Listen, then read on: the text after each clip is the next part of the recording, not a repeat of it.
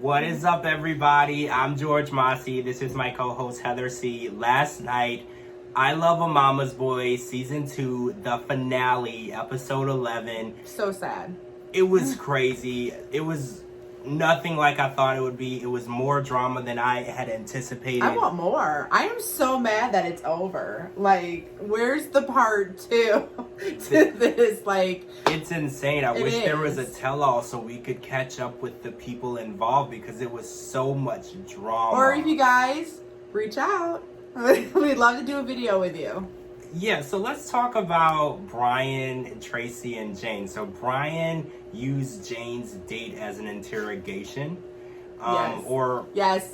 Or kind of like a threat in general. Like, he was just like, look, this is my mom.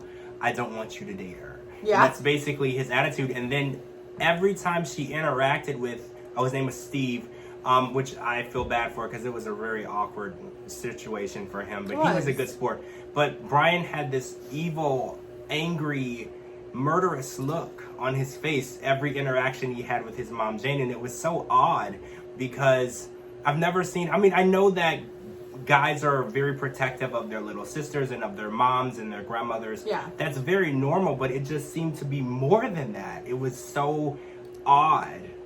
You know, I don't think that it was odd. Like, I clearly see where he's coming from because it was always just him and his mom. So no one is ever going to be good enough for her because he was the one that was there. So he's basically looking for somebody that's going to fill his shoes. So, you know, it's hard to find someone to fill your shoes when you feel like no one is better than you can do it. You know what I mean? So I think I try to look at it from that perspective so it doesn't look as weird. My thing is that I feel bad for my girl Tracy.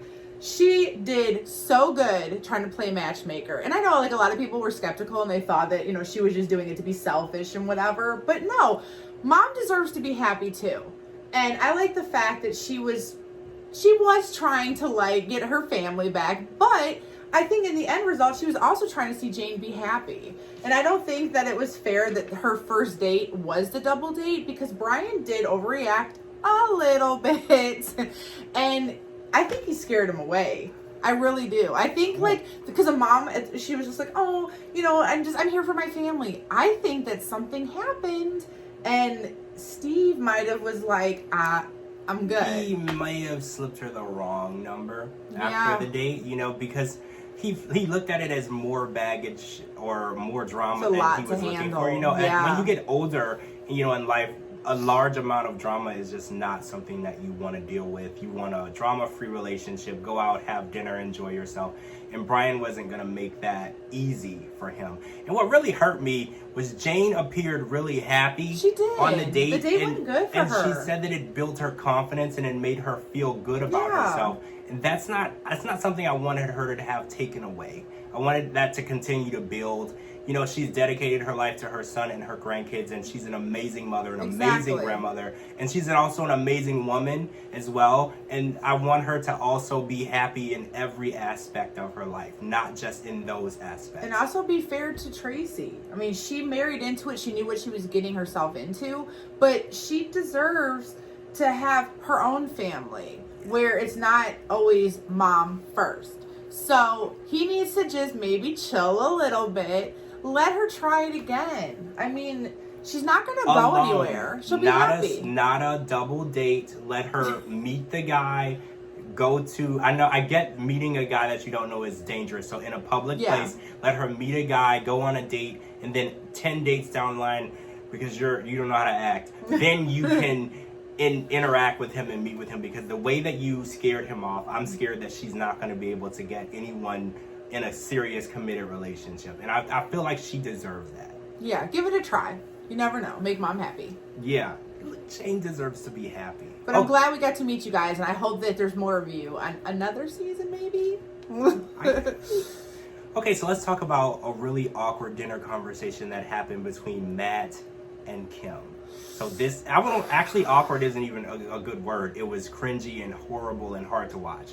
So Kim finally put out on the table how Kelly and Matt have made her feel. Good for and her. We've seen it all season, the way they single her out, they make her feel like she's bothering them, the way that she feels like the third wheel in a relationship that she has been in for years. She finally got it out, which was therapeutic for her. You could tell being able to say it out loud and saying her feelings really helped her to move on. Unfortunately, Matt did not like the words that she said to him, and he reacted extremely aggressively and angry and swore.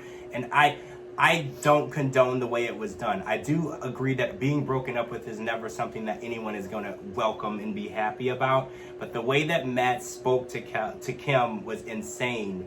And Kelly didn't even say, hey, I understand that she's breaking up with you, but you don't speak to her. You don't say F you. You don't say go to hell. You don't say I don't care what happens to you. This is still someone that you loved at one point. And a lot of people online said, look at Kelly condoning Matt's rude, aggressive behavior. And I didn't like that. I wanted her to be a mom and not less of a best friend, because that's where Kelly's role has always been. It's Matt's best friend. Sometimes you need a mom to tell you to do the right thing.